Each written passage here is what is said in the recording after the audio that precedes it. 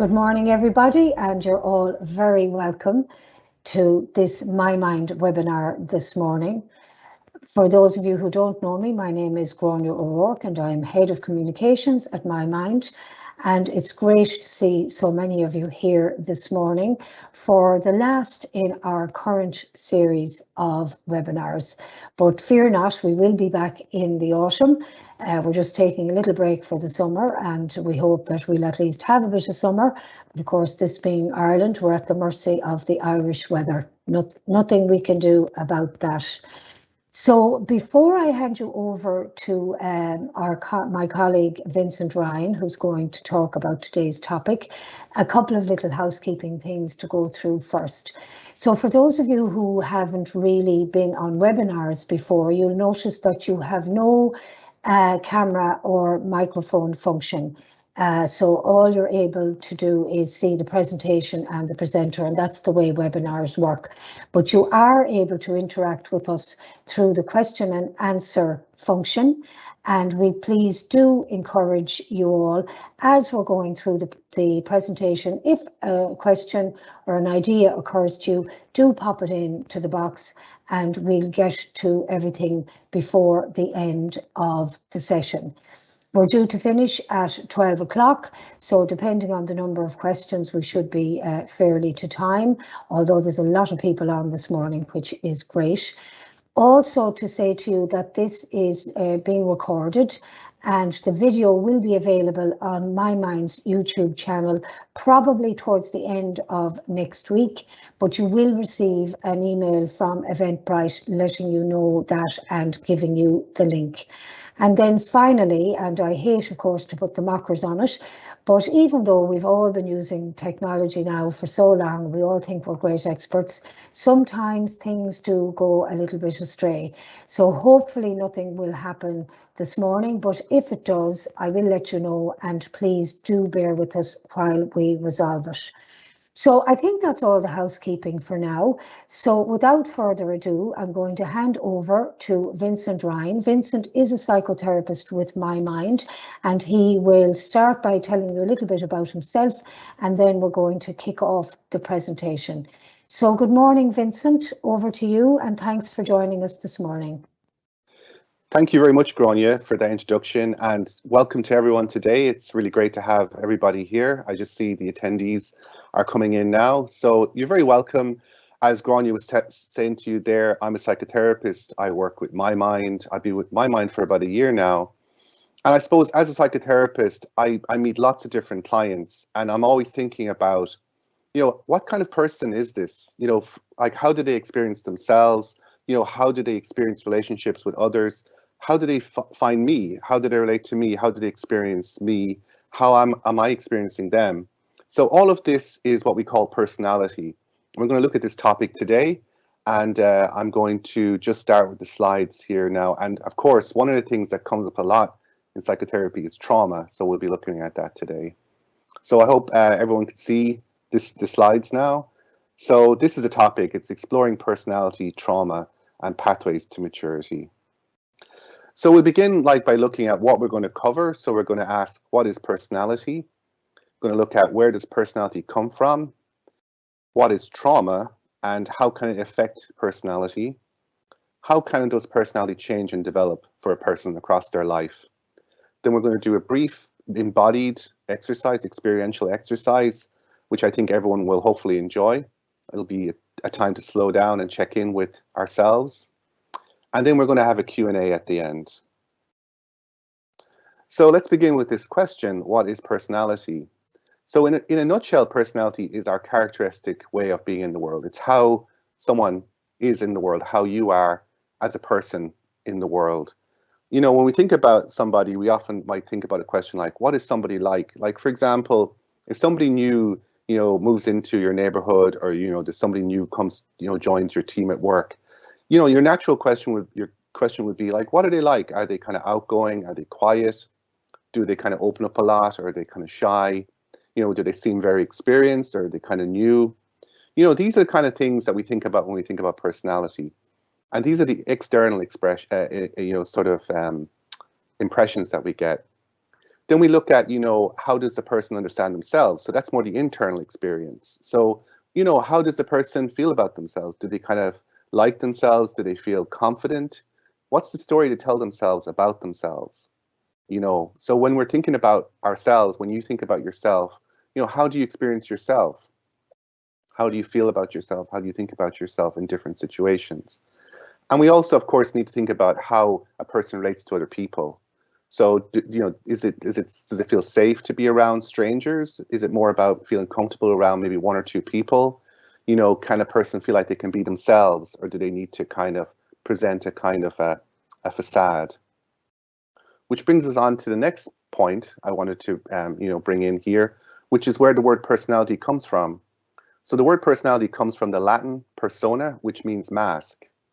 So we see here the girl here on the left is wearing, a mask. It's, it's a COVID kind of, time sort of picture. We see two men behind her. So we live in an era of masks, and these are physical masks, and they serve a function. They create a boundary and a barrier. They create a safety for the person, or they try to create safety from pathogens, from, the virus. So here we see how a mask actually is a boundary for the person, and it's a way that the person interacts with the world, which creates a certain kind of safety for a vulnerability within. The vulnerability here is our nervous system, our immune system. Then we see the girl here on the right. She's got a mask, and this is more to do with personality, or kind of an image of personality. She has a mask here which says, "I never lie." I think she says, I am trustworthy. I love you. And the mask here is kind of a front, because underneath we see she's written under her eye, "I am afraid. I do lie. I am weak." So again, we see how personality masks, sometimes there's something around creating a boundary to protect a vulnerability within. Which brings us on to the next point, which is, this is a really key idea in psychotherapy, and it's been around for decades, this idea of surface and depth. So the surface is the masks we wear, the way we present ourselves to the world, the way we try to fit in, the way we try to help others to understand us, to feel safe. And then there's always a depth there that's underneath the mask that people don't see inside. So like, Carl Rogers talked about the real authentic self. Donald Winnicott talked about the true self. James Masterson, whose book is here on the left, he used the term the real self. And Alan Abbas, who's is a psychotherapist who's active right now, he talks about the natural self. So what are we talking about here? We're talking about underneath that layer of protective boundary, that layer where we interface with the world. There's natural vulnerabilities and sensitivities and insecurities in all of us. It varies in degree. And often psychotherapy is about helping a person to maybe negotiate between the way they feel with others and themselves, sort of like those kind of boundaries. So I was talking to a friend about how to make this kind of more accessible. So we picked out, together, we were talking about personalities that everyone sort of knows, or many people know. So we have Graham Norton here on the left, and we have Enya on the right. So thinking about personality, we all have impressions of Graham Norton, like we see him on television. We think of a very kind of outgoing guy, confident. And yet he's now writing novels about the sensitivities of what it might be like to grow up as a gay man in Ireland in the 1980s. So in a way, maybe Graham Norton's revealing some of his inner world that we don't know so much about, because he's such a confident personality. Enya is somebody who's very shy. She's very private. We don't know much about her. She gives away very little in interviews. And yet we know certain things about her. We know that she's a very ambitious person. She's one of the most successful musical artists in the world. And she's a very creative person. We know that about her from her music. This is a great film that I'd recommend anyone who hasn't seen it, and people who have seen it, I imagine, this is a great film to explore personality and character. So we learn about the character of Will here on the left, played by Matt Damon. And we kind of learn about him at the start. He's kind of this very kind of extremely intelligent guy, but he's very wounded. And we learn about, how he has, kind of finds it difficult to relate to others. He kind of works in his university as a janitor, but actually he's one of the smartest people in the building. So there's a real inferiority going on for him. And there's a lot of defenses. And as we learn about him through his relationship with Sean, his therapist, played by Robin Williams on the right, We also learn about Robin Williams' character, about his struggles, and we learn about they both had traumas in their lives. And through their relationship and through their opening up and being real and being authentic and sharing their insecurities and their vulnerabilities, they both grow. And that's a lot of what the story of personality is about, as exemplified in this film.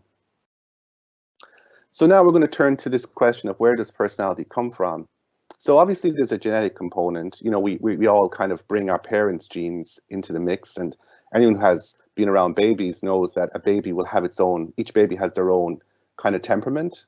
Some babies are naturally more quiet or loud or, you know, outgoing or sensitive. But then the way the person experiences their environment, the way the person grows, the baby grows, the child grows, even in the womb, there's a mix of supportiveness and difficulties. So supportiveness exists in the womb. The mother supports the baby in a physical way. You know, the baby gains nutrients, warmth from the mother. Her nervous system protects the baby. And then when the baby is born, the baby obviously, you know, needs nurturance from his or her parents. So there's always support, but there's also always difficulties. Like nobody grows up in a perfect family. Nobody grows up in a perfectly attuned environment. There's always, like, you know, challenges, maybe, you know, scary things happen, loud noises.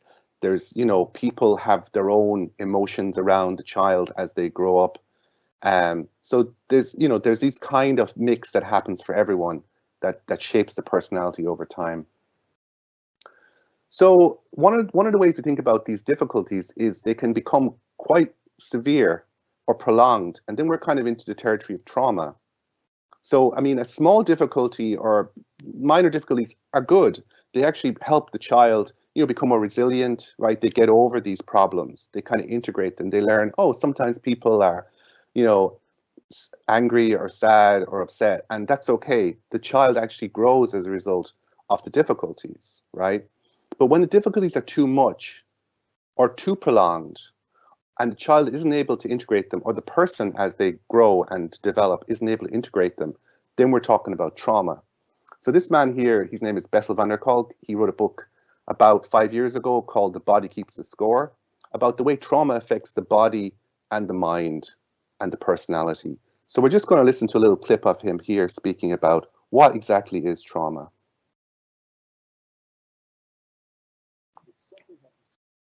It's too big for your mind to comprehend. It's overwhelmed by definition. It's too much, and so because of it, the consequence of it is you get stuck, and things keep coming back, and you get overwhelmed again, and your mind and your brain and your being is incapable of comprehending and making sense out of that event, and because you cannot integrate it, it keeps coming back. Okay, so you're defining it primarily, if I'm understanding correctly, as how people respond to the event. Absolutely. So the event is not the trauma. No. Okay. So, I mean, I hope that that clip really helps everybody understand what trauma is, sort of in a nutshell. It's an event that was too much for the person. And it depends on where you are, your level of vulnerability, maybe your natural temperament, what's going on around you, how much you're supported to deal with the difficulties and the events. So it's very personal. It's how we respond to difficulties. So one event might be traumatic for, say, one child, but another child might be able to process that, might be able to go to a parent or a sibling and are helped with that. So trauma is about the person wasn't helped or supported enough to deal with the event or the series of events, and we'll see this in a moment. And that kind of, the person gets stuck. And the trauma has an effect on the person over the long term, unless they get help or unless they're able to process it themselves or with help from others. And that stuckness, it affects the body and the mind. It affects the way the person then responds afterwards. It affects how much this kind of comes back for them when similar kind of events happen. The feeling can be, okay, I didn't manage that before. Now it's happening again, and I don't know how to negotiate this. This is a really difficult situation. So how does trauma affect personality? So this is a wonderful documentary that came out about literally a month ago. It's called The Wisdom of Trauma, and it's by Gabor Mate.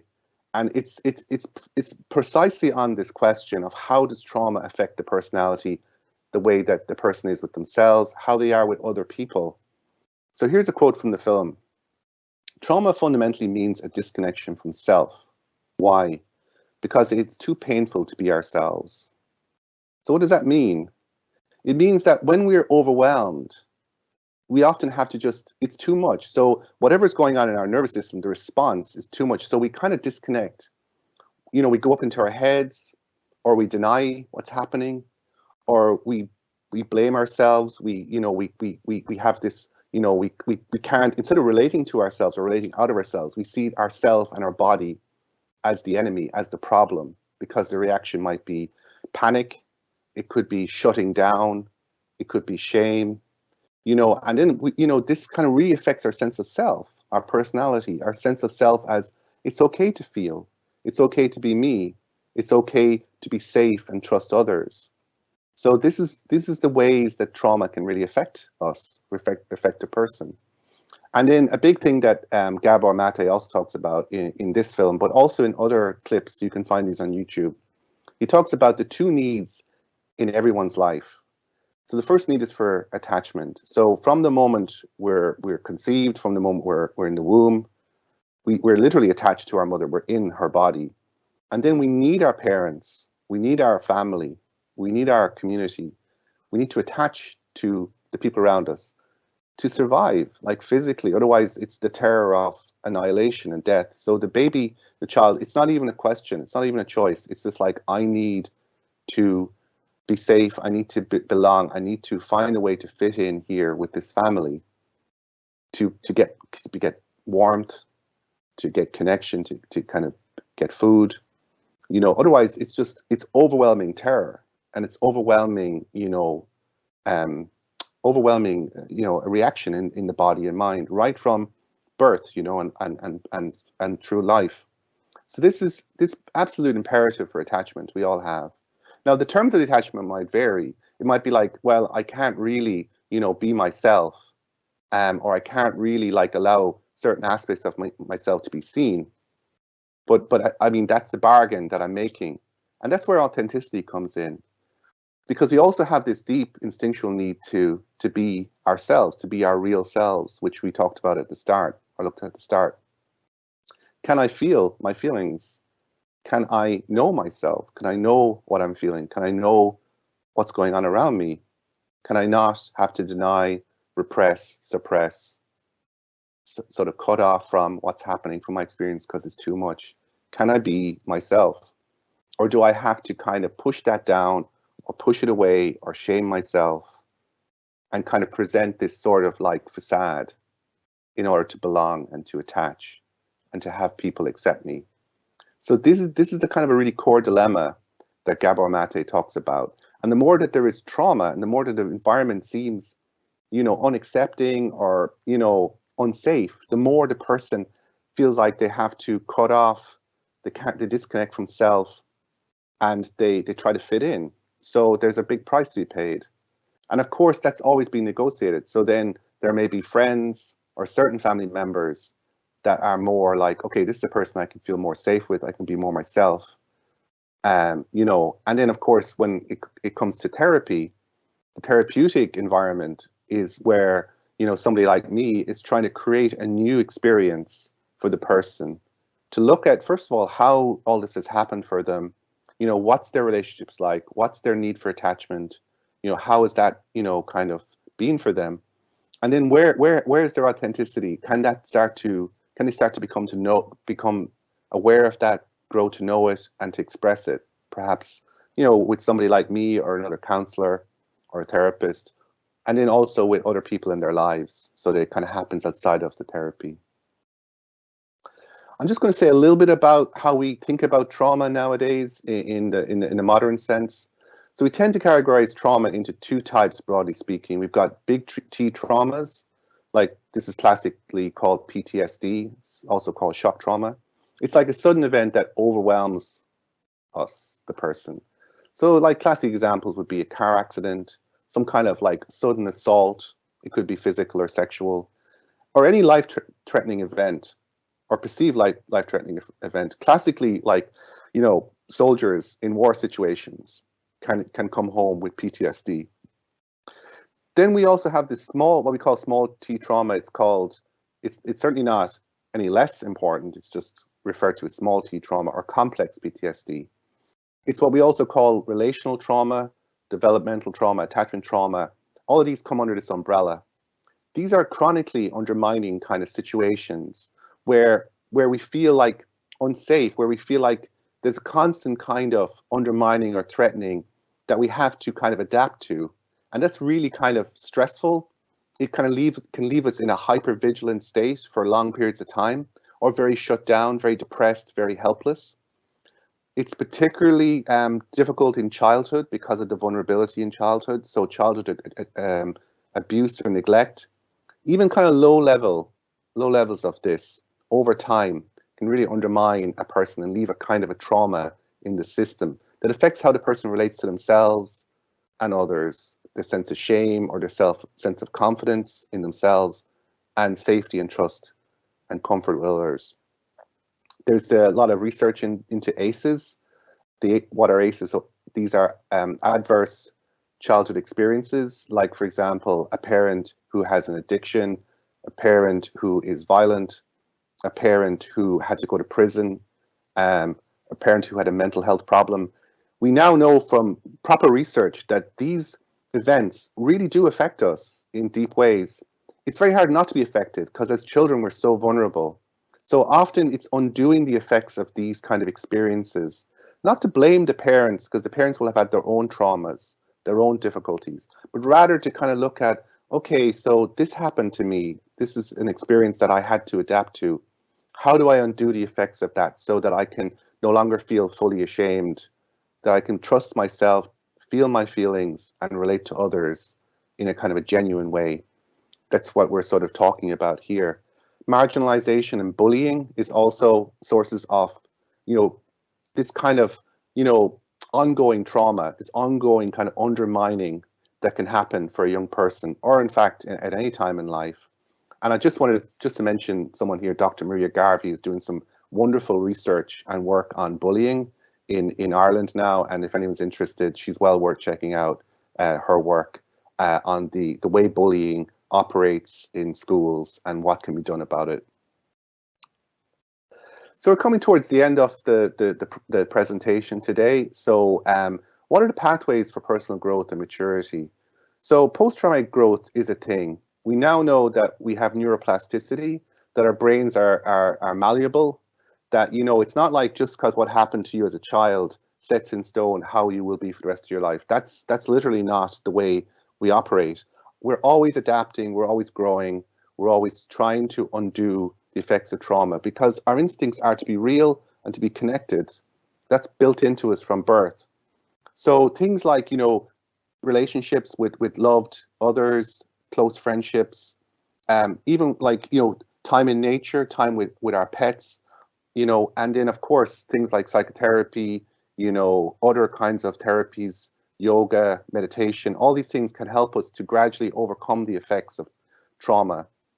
And just to think about some directions for personal growth, these actually are kind of, I took these more or less from a mixture of places, but one of the places I got them from was the DSM-5, which is the American Diagnostic and Statistical Manual for Mental Health. And it's kind of more kind of awareness now of like how we are with ourselves and others. There's pathways for growth here. So for awareness for ourselves, awareness of how we've developed and how we react and how we have our kind of our longings and how that sort of plays out with other people and ourselves and our sense of self is one area for growth. We can always become more aware, and there's lots of practices and ways to become more aware that we can tune into. There's so many different sources of that. Identity is very important as well. So our sense of self, the story we tell ourselves about ourselves, like the story of, am I somebody who was kind of really broken by my past or by my childhood? Or am I really a survivor? Am I somebody who actually did have difficult experiences and trauma, but then finding also the supports that did exist in the past and the supports that are available now in the present to kind of overcome those difficulties? You know, that's something that we can all work on, and we all, I think, are trying to work on, this kind of restoring a sense of self as, you know, human, you know, not perfect, but basically, you know, good and well intended, and, you know, open to connection, even when it's difficult. Then self-direction is very important. Like, you know, sometimes trauma and difficult experiences can really shut us down, make us very depressed, very stuck. So regaining a sense of agency, a sense of, okay, well, what can I do to, you know, make my life better? Who are the people I want to connect to that I feel good with? How can I connect with myself? What practices will help me to kind of go in the directions and the goals that I really want for myself and for those around me? Empathy is a very important direction to grow in, because often empathy is damaged by trauma. Our sense of safety and trust with others can be impaired by certain experiences, certain particular people, and certain particular situations. And our empathy for ourselves can be very damaged, because our sense of self, we may feel like quite rejecting of ourselves. And so empathy for self, empathy for others is a really growing edge for all of us. And in intimacy goes in hand with that. Can I be close to my own self? Can I be close to others? Not just in a kind of superficial way, but in a deep way, like with the real stuff that's going on inside. And what's really going on with the other person? Can I share that with them? Can they share that with me? Can I create that kind of connection with somebody else and myself? And all of this kind of goes with compassion. You know, this kind of setting an intention to, you know, try to understand oneself and understand others as, you know, people who are human, who are not perfect, and we're trying to, you know, do the best they can. So we're going to slow it down now, and I've done a lot of talking, and I'm just grateful that everybody is hanging in there with me, because there was a lot to get through there. So we're going to slow it down. I just want everyone to kind of maybe begin by maybe just take a little look around the room you're in, the space you're in. You've been looking at a screen now for a while, and just notice your breath. Yeah, just begin to feel your body a bit more. So we're talking about how our personalities can be affected by difficult experiences, and this can create this disconnect from self. So we're going to go in the opposite direction now. We're going to reconnect with self. So just feeling your feelings inside your body, noticing what's going on. How are your shoulders, your back, where you're sitting? Just softening your eyes, maybe looking around a little bit. And connecting in with your breath. Just feel your breath in your body. Just slowing down. Maybe you might feel the breath in your belly, in your chest. Just feeling the breath in the body. Don't need to change it. Just noticing it. There's been a lot of thinking, heady stuff. Just dropping down into the body.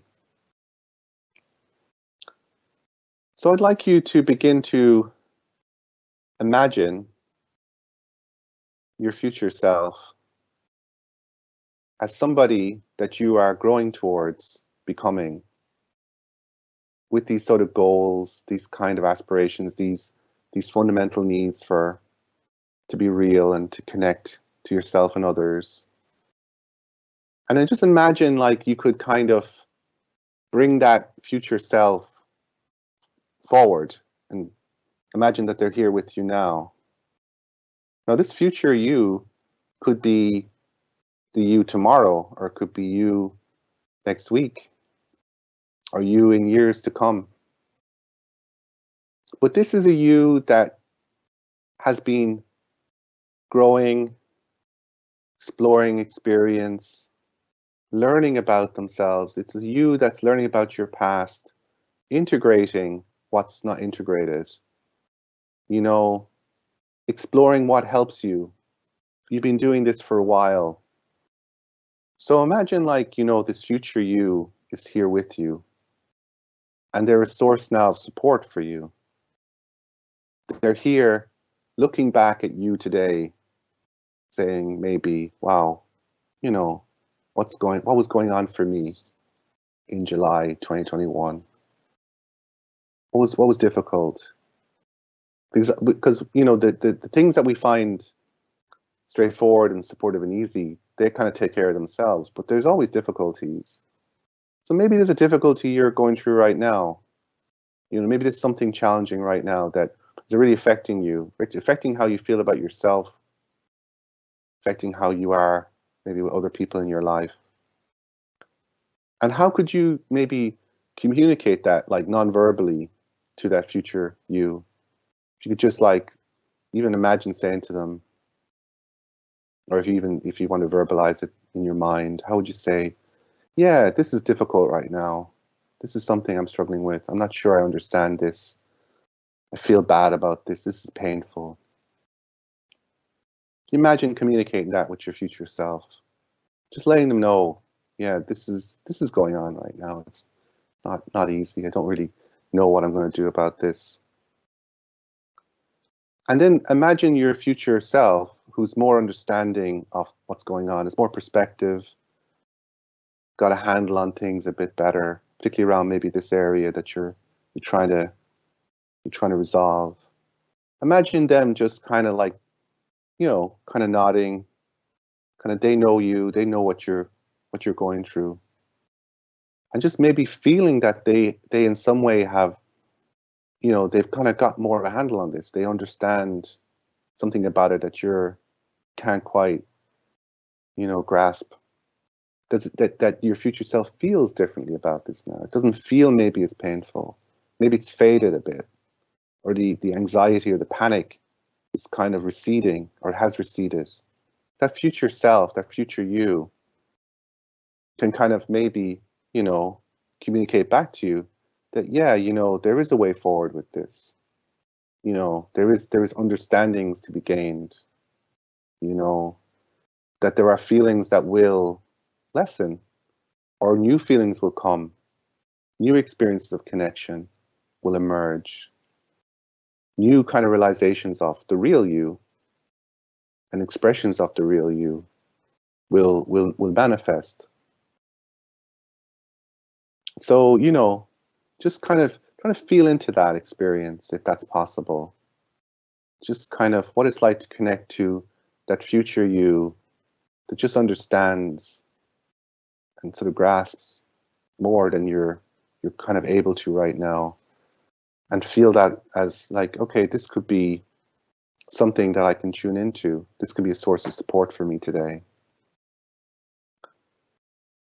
So just as we sort of bring this exercise to a conclusion, just I would say, can you offer yourself some gratitude that, that you've taken this time today to learn a bit more about personality and self and trauma and relationships, and that you've given yourself time to tune into this you that's emerging, that's becoming more mature, growing, has more of the things that you want for yourself, that you're setting that intention for more of this kind of experience.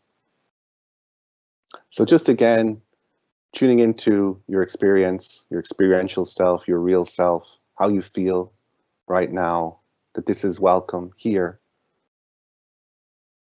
And I'll just hand it back to Grania and see what if we have some questions or some comments. Yeah.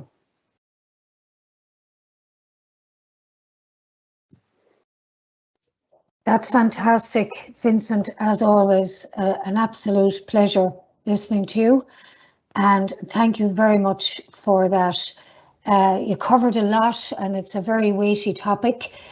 So for those who are interested in learning more about it, we hope to do at least 2 more personality and trauma related webinars in the autumn. So please do stay tuned for that. And we also, on the advice section of our website, mymind.org, we have a couple of articles by some of our therapists dealing with the legacy of trauma and that kind of thing. So all those supports are available to you free of charge. So we have a few questions in, Vincent, but before we get to them, if I could be selfish and hog the space for a moment, Couple of things that you touched on, which I'd love you to just give a couple more minutes on, if you didn't mind. So one was about the whole experience of growing up in families. And I know that for many years, just speaking from a personal experience, I was inclined to blame my family of origin for everything that had, as I saw it, had gone wrong in my life. I don't do that today, but that was a process that I went through. So how common is that, and how can we escape from the unnecessary suffering of all that blame? Yeah, I mean, it's such a universal question, Grania, because nobody has a perfect childhood, and it's all about degrees. Every childhood is different, and it's all valid. So whatever you went through is valid for you. So of course, as children, when we're growing up, we don't have that awareness. We're experiencing life so immediately. We're running around, we're doing things, we're trying to go to school, we're trying to do things. Everything is so immediate that we don't have awareness. And our minds, our brains are just not even developed when we're children, particularly like in primary school. So it's all so immediate. So we're super impacted by what's going on with our parents, siblings, other family members. It's immediate, and we can get easily overwhelmed and end up with very strong emotions, angry, sad, shut down, ashamed. So as we sort of go through childhood, we obviously we tune into whatever sources of support we can find. That might be a grandparent or an uncle.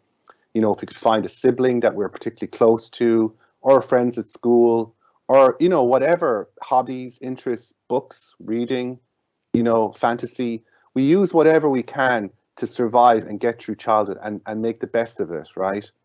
And of course, when we come out of childhood, there can be unprocessed emotions, just raw kind of rage at like what mum did or what dad used to say that really affected us, without the awareness of how our mum or dad had their own struggles, maybe from their childhoods, stuff they dealt with in school, that they weren't consciously trying to hurt us, that they were just working unconsciously out of stuff that they hadn't processed, that, impacted us. And so naturally we have strong feelings that we haven't processed, like could be shame, grief, fear, still like a lot of fear, anger.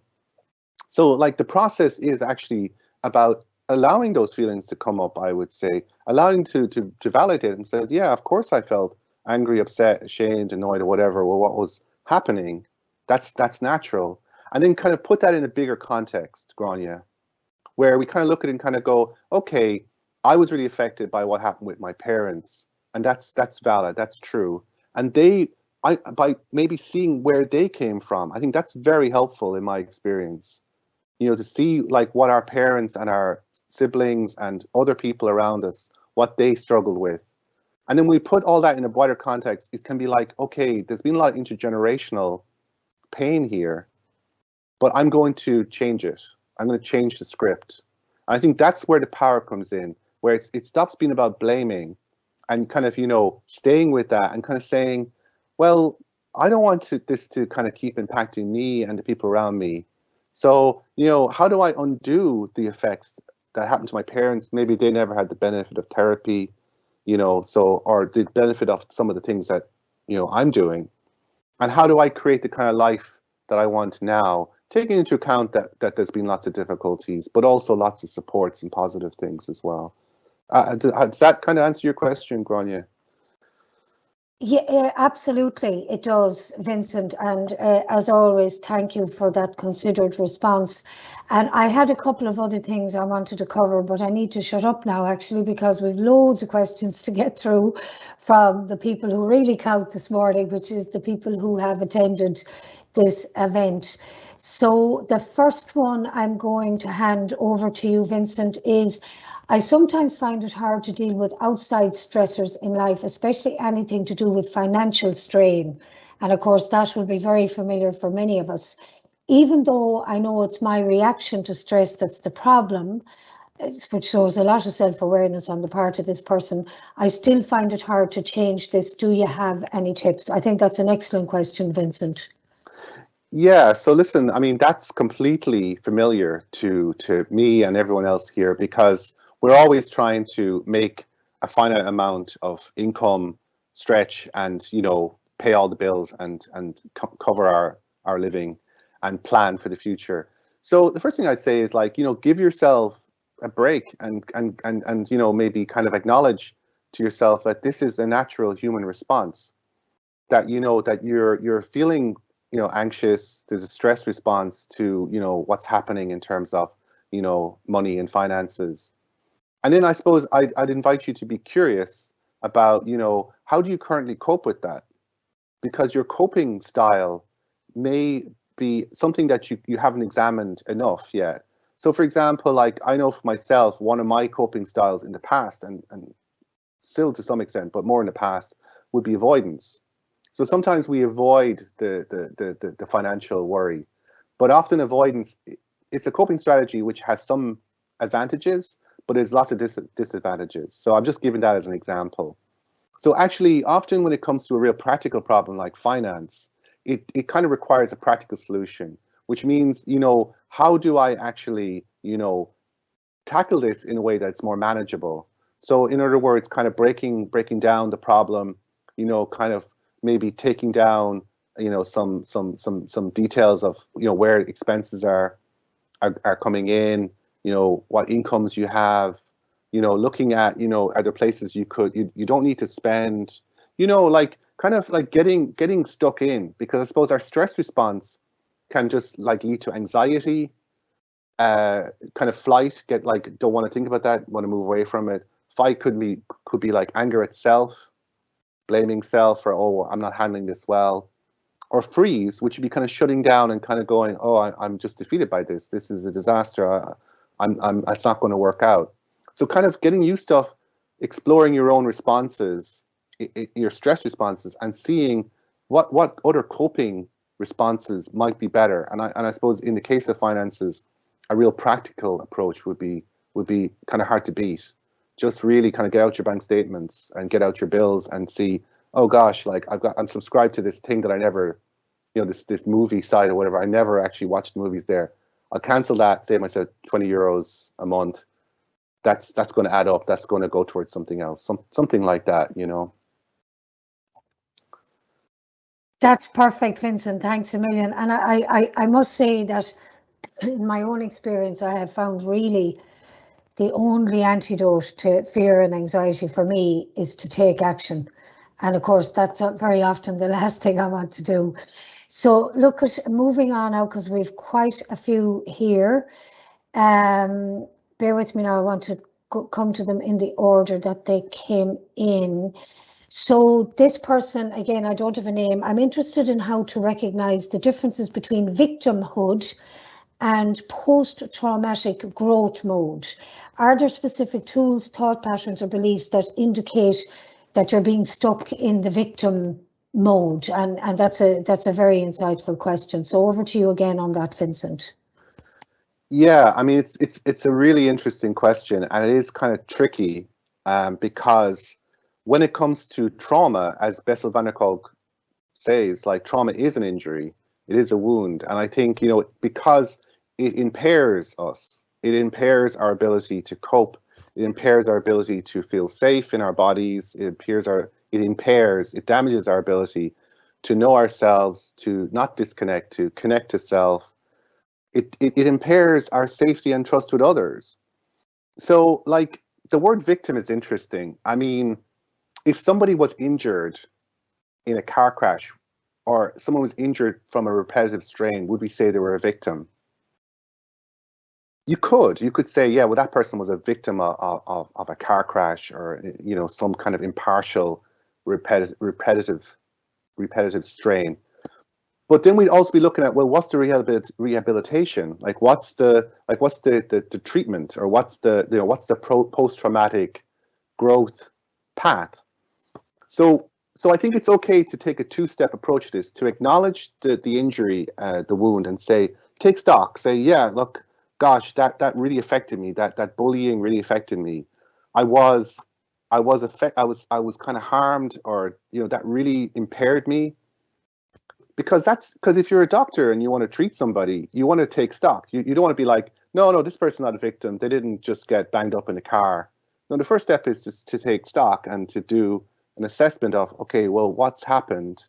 Acknowledge that. Don't deny that. You can use the word victim or not. And then I suppose the next step is, having taken stock of what's the damage is, or what the impairment is, or the difficulty is. Maybe it's hyperactive nervous system, hypervigilant, maybe very shut down, very ashamed, very depressed, whatever the effects of the injury are. Then you're building your post-traumatic growth strategy. You're thinking about, how do I begin to make myself safe? What steps do I take to begin to reconnect with my feelings? What feelings are coming up that I need to recognize, that I need to regulate in new ways? Maybe through breathing, maybe through talking to a friend, to say to a friend, gosh, I'm really upset about what happened. I know it's a big reaction, but it really got me. Are there safe people to process the residual trauma effects? To say, so that's not really a victim, is it? Then you're empowered. You're not saying, oh, I'm a victim, game over, I'm forever going to be impaired. You're saying, yeah, I really was affected by that, but now I'm building my kind of recovery on solid ground, which is like not denying what's happened, but also not resigning oneself to the effects of that. So I hope that answers that question.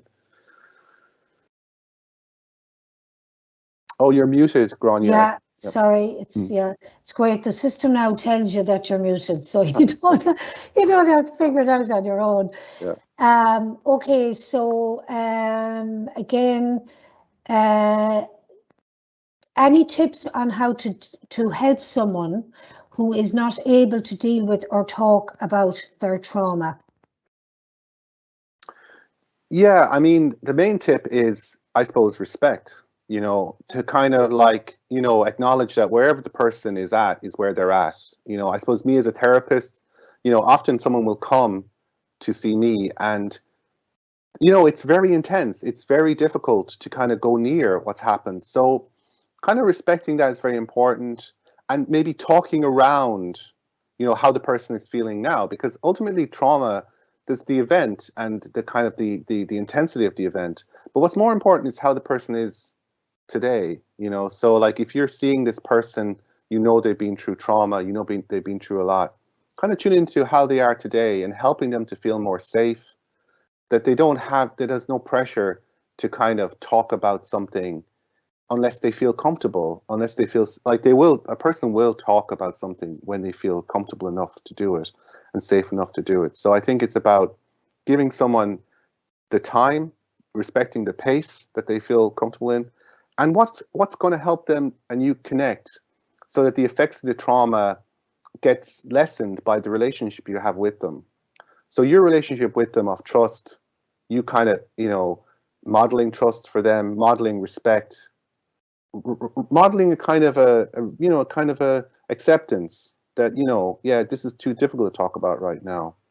That can be really, really helpful for a person who finds it difficult to talk about the actual trauma. Great, thank you, Vincent. I'm going to keep going now because we've quite a few questions and I'm keen to get to them all before we finish. Can psychotherapy help undo the unhealthy effects on my personality when someone else's behaviour is affecting me, and they're unaware of it? So again, I don't have a name for that person. Well, the short answer is yes. Often, a client will come and they have an ongoing relationship that they find very difficult. And, obviously if the trauma is in the past or more in the past, that's kind of easier in a way, because there's a kind of a line can be drawn and saying, okay, it's more to do with stuff that happened in the past, and now it's kind of improving things in the present. But trauma always kind of shows up in the present anyway. It's a kind of a mixture of the kind of past intruding on the present. So having difficult relationships in the present, or a difficult relationship in the present, is often kind of a symptom of trauma, because of the way we relate and the way we kind of get drawn into relationships. So therapy would be a lot about understanding your response to the other person, how they impact you, how, how you feel maybe safe, or how you feel the boundaries are between you and the other person. So there's a lot of kind of maybe stepping back, I would say, in therapy, and kind of really kind of understanding, how do you really experience this person? Do they remind you of other people?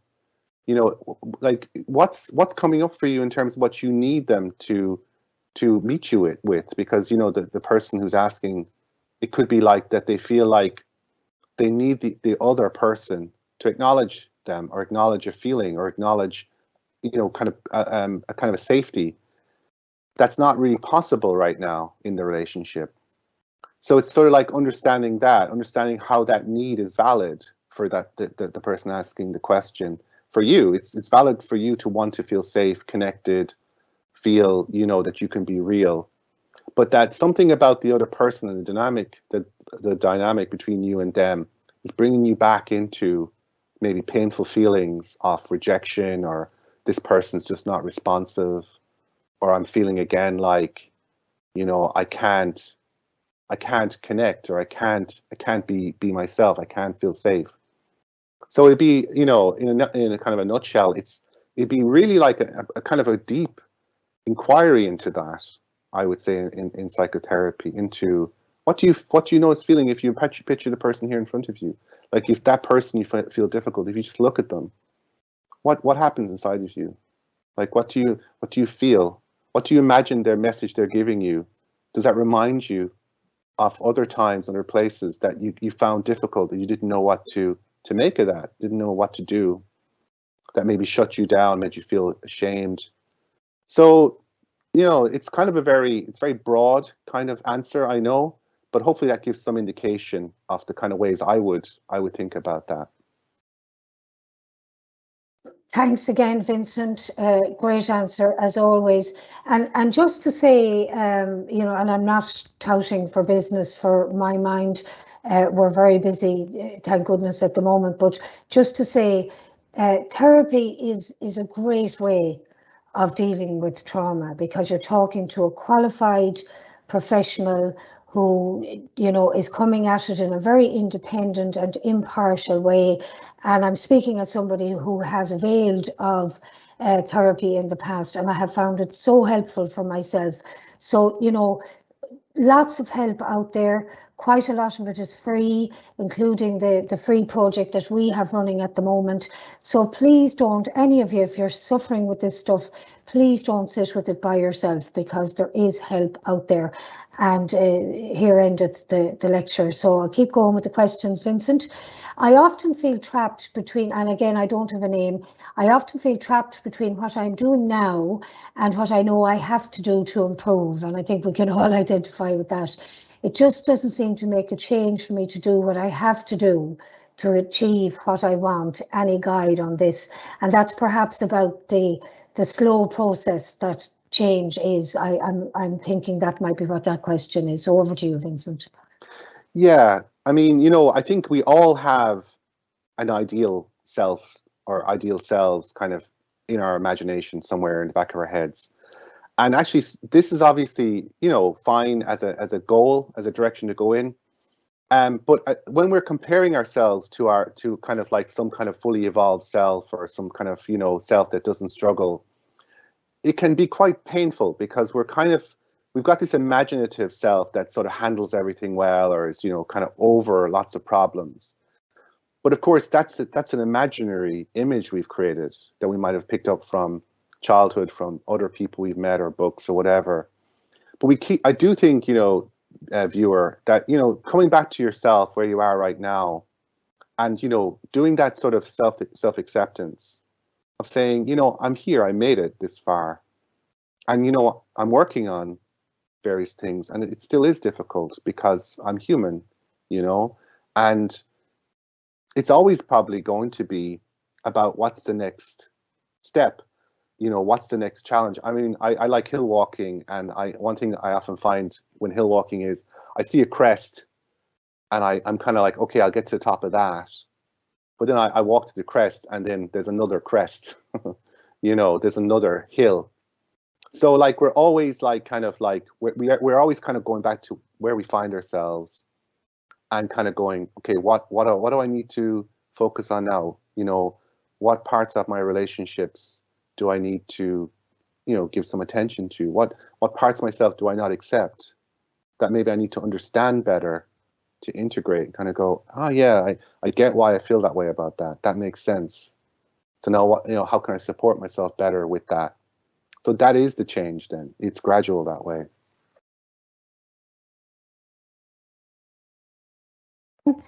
I have another person here who is saying, I have recovered from the trauma, but there was an incident that triggered the trauma to occur. Can trauma be healed forever? So I suppose there's a fear that something else will happen to trigger the trauma again. Any thoughts on that, Vincent? Well, I suppose that's the longing, isn't it? The you know, can it not just be over? You know, and that's a natural response to be like, can it be over already? You know, why do I still have to struggle with this? And I suppose we need to be careful about that, because that itself can be kind of a stick to beat oneself with, like, why aren't I better? Again, I suppose that idealized self of completely trauma free, completely like never has to struggle.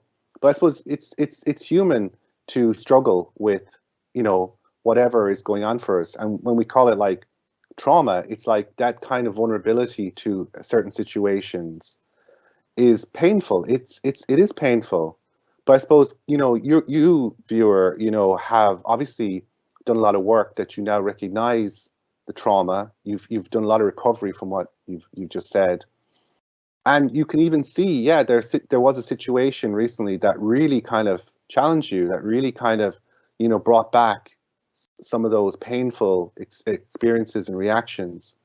And I get the impression that, you know, even knowing that may have helped you to respond to yourself with that strong trauma response. So it's like there's kind of like there's the original trauma, there's the response that we have, which could be very painful, full of, you know, shutting down or anger or fear or panic or whatever, shame. And then there's the response to the response. So, you know, you're responding again to that reigniting of the trauma. And that's still growth. That's kind of like, oh, it came back. God, that's painful. But I kind of know better how to look after myself. And that's incremental then, you know. Thanks for that, Vincent. So I've three more, and we're going to try and fly through them. Anonymous is saying that they have the webinar is really speaking volumes to them, and as they're navigating through therapy, they're finding they have a fear of speaking out because they're afraid of the reactions from others based on reactions of disappointment from parents. But they also want to be as authentic as possible. And do you have any view on that? Yeah, it's a brilliant question, and thank you for, you know, your comment that you're finding this, you know, helpful. I mean, the first thing I would say is that your fear of speaking out comes from your experience. So we're formed by our experience. So, like, you know, if you have a fear of speaking out, that comes from somewhere genuine. You said your parents.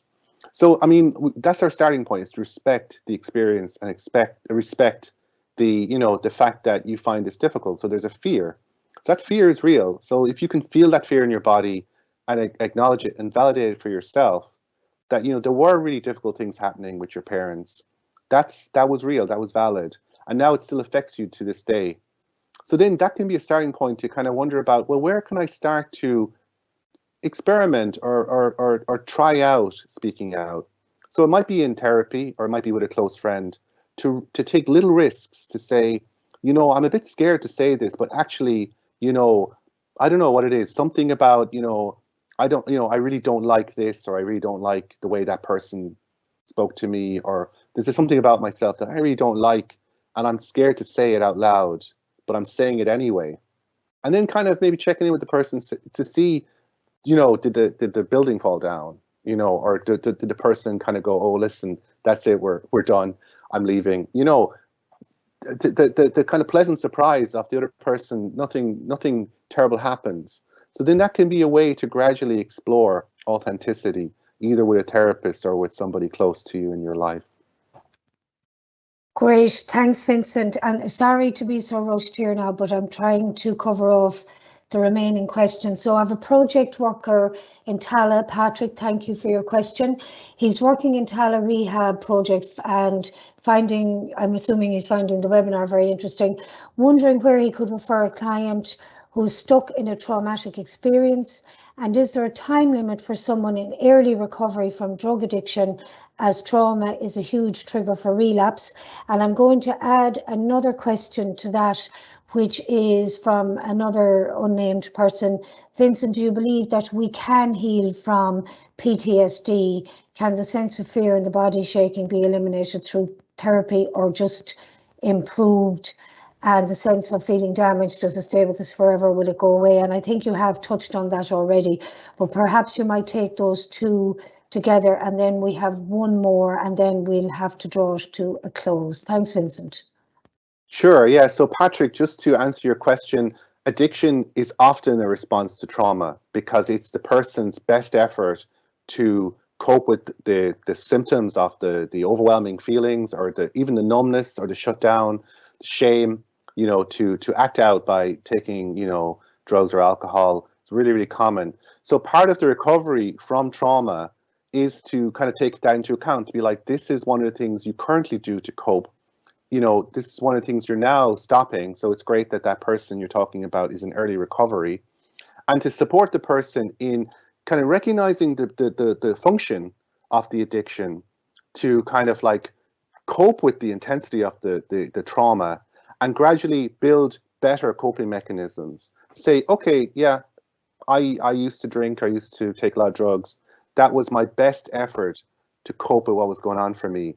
And now I'm doing all these other things. Maybe I'm talking about my feelings with others. I'm being more open. I'm getting support from maybe friends or, a partner. Opening up in therapy. It's a place I can go where I can, I can kind of depressurize. So that build up of wanting to act out, to take the drugs or the alcohol, that just kind of lessens over time. So that's the way I kind of see that. And I suppose, like, just Patrick, if your friend goes to MyMind and just looks through the therapist, and you can read about our bios, I'd be happy to see the person, perhaps I'm plugging here for myself, but, there's lots of help out there. So, I would really encourage you and encourage that person to seek help. They don't have to do it on their own. That's one of the biggest problems with trauma, is we can feel like I'm alone with this. I'm shameful. I'm broken. So I don't deserve help, or, it's hopeless. Nobody's going to, I can't trust anyone. Nobody's really going to understand. So to go against that and to seek that help and to reach out is a brilliant, brave and authentic thing to do. Maybe that other person who asked about recovery from PTSD, I might just touch on that. As I said already, yes, absolutely. We know more about trauma now than we ever did before. We know about how it affects the body, the personality. You mentioned like the shaking in the body. Absolutely, a natural trauma response that, by working with a therapist, you can gradually meet that experience in your body and then process it, find out what's driving that, intense reaction. And that will attenuate. That's a fancy word. That will gradually settle with proper attention through therapy. And then things like yoga are wonderful as well. I'd really highly recommend yoga for that person, even to do like a little class at home, something really gentle, and just allow the feelings, the shaking or whatever's going on in the body, just allowing that to move through. That is a trauma response. It's not, you're not broken. You're not, there's nothing fundamentally wrong with you. Your body is just trying to process the trauma as best it can. So allowing that to move through, often better done with somebody safe to help you, to support you while doing it. So I wouldn't say, just go ahead and do it willy-nilly. You can do it very gently on your own. If you feel like that might be too intense, just have somebody present, that either, a therapist or a yoga teacher or someone to help you with that. And then of course therapy, just to tune in and start to make sense of why your body is still reacting this way, that's just the body trying to process out the trauma in a very physical way. And that will help with that sense of defectiveness, that sense of I'm broken, gradually you'll discover new capacities, new strengths, new agency, and then that sense of brokenness will reduce with that, because you'll rediscover yourself as a whole person bit by bit, and it takes time. But that's the short answer, Grania, for that. Thank you very much indeed, Vincent, again, as usual. And we just had one more, but if you don't mind, I'm going to take it. So F was on to us already, just wondering about self-acceptance and compassion, and about being more self-compassionate. And that is something that we are going to deal with specifically in one of our webinars down the line in autumn. But I would say from my own experience that harsh inner critic that loves to come out and have a go at me every time, I've had to learn to practice telling it to go away and to not listen to it, and to remind myself that what it's saying to me is not true. It's a tough old world out there. We're all doing the best we can on any given day. And that's where that self-compassion comes from, is to remind yourself that you're doing the best you can with what you have at any given time. And I think if you can go with that, it will definitely be of some help to you. So I'm afraid that brings us to the end, because we're actually almost at 12:10, and we don't want to get a reputation for never ending on time.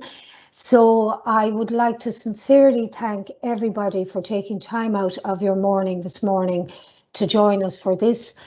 I'm gathering from the questions that it has been helpful, and we've had some nice comments in as well. And I obviously also want to sincerely thank Vincent for his preparation and his delivery today. I could listen to him for hours on end, but obviously we don't have that time available to us. But the video will be available to you probably towards the end of next week. As I say, you will get an email, and you can feel free to go back. And he did that lovely exercise, the Tara Brach, I think I'm pronouncing it right, Vincent. Yeah. And also he had that little video clip in there as well. And we will get the link to that and put it in the YouTube narrative, so you'll be able to access that as well. So I'd like to thank everybody for joining us today. For those of you who have been regular attendees at these webinars, thank you so much for your support. We really value it. MyMind.org is available with lots of articles and tips, and we've a wide range of therapists who have all kinds of different approaches to therapy. So do please feel free. And we're running a free online counselling service for COVID-related activity until the end of September. So please do go onto the website and have a look at that. So I'm going to sign off now, and as always, to say to you, look after yourselves and look after each other. Thank you very much indeed.